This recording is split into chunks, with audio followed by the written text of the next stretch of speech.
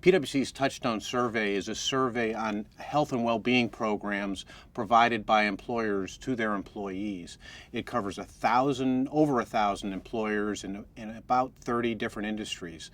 And we use it to help to benchmark and understand trends in benefit design, as well as programs that employers offer in the wellness arena, but also across their entire well-being portfolio. The three most significant trends in Touchstone this year that we identified, the first one really had to do with how employers are sharing costs with employees. The percentage of premium that employees are paying hasn't changed that much over the past few years, but the percentage that they're paying at the point of care has risen dramatically. In fact, high deductible plans are becoming more and more prevalent. And if you look at future plans of employers, high deductible plans are going mainstream. Not only are more employers going to offer it, but many employers are going to start offering it as their only option. The second big trend that we're seeing is wellness.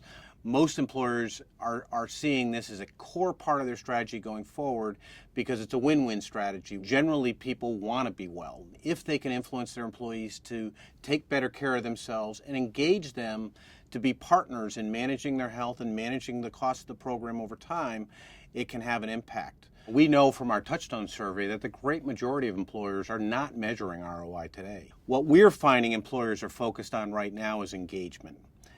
Getting employees to use the programs, getting employees to make changes in their lives, and then sustaining those changes over time. Any wellness program has to be tailored to the population that you're dealing with. And every employer is different in terms of how they do that. And even within an employer, different populations react differently. And then thirdly, we are seeing an increased focus on delivery, on high performance networks. Health plans are putting much more emphasis on providers that offer high quality care but are efficient in the way they deliver that care. That's called value, and that's what employers want to incent toward.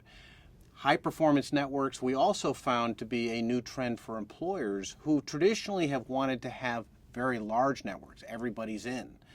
But going forward, you're seeing an increased emphasis on incenting employees towards higher performing providers.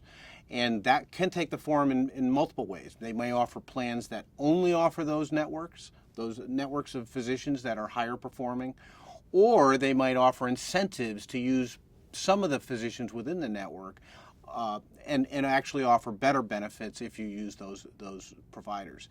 In either instance, it's really focusing on encouraging people and encouraging providers to use resources more efficiently and effectively over time. Employers have always played a major role in influencing the healthcare system. Going forward, though, we see them stepping up their efforts and really putting more teeth into their programs, really looking to engage and improve employees' health, both for the impact on healthcare costs, but also on their own productivity at their organizations. So for 2014, we do see healthcare trend moderating somewhat. It isn't all the way there, though. I mean, healthcare is still growing faster than wages, and that's not sustainable. But this is a down payment for a long-term strategy, and I think what we're seeing in terms of general strategies around consumerism, engaging people in their costs, wellness and health, focus on health, and improved incentives and orientation towards the delivery system. Those three pieces are not going to go away. And if anything, we're going to see an acceleration of those efforts. Hopefully over time we can bend this cost curve and bring healthcare in line with the overall growth in the economy.